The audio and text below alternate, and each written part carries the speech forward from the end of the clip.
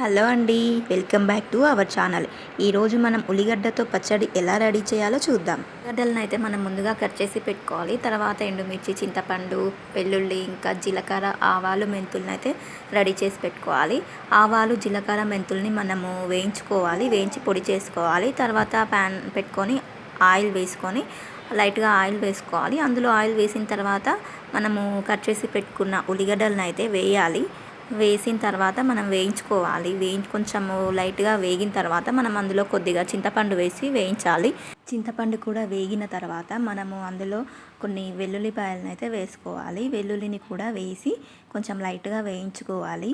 ఇలా మనము గోల్డెన్ కలర్లోకి వచ్చే వరకు వేయించాలి. ఆనియన్ని మరీ ఎక్కువ గోల్డ్ కలర్ రాకూడదు.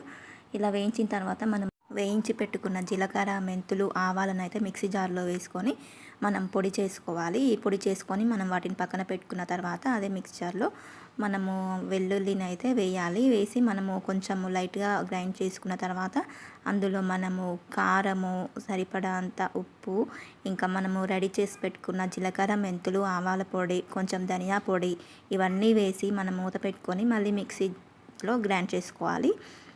ఇలా గ్రైండ్ చేసుకున్న తర్వాత మనము పోపు వేసుకోవాలి. మరీ మెత్తగా చేసుకోకూడదు, కొంచెం లైట్గానే ఉండాలి.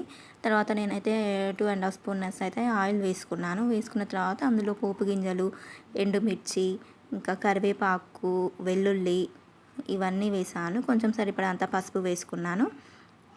ఇవన్నీ పోపులోకి వేసిన తర్వాత మనము ఈ మిక్సీ పట్టుకున్న పచ్చడిని అయితే మనం ఈ పోపులో కలుపుకోవాలి. ఈ పచ్చడి మాత్రం చాలా బాగుంటుంది. మనము చపాతీలో కూడా తినొచ్చు, రైస్లో కూడా బాగుంటుంది.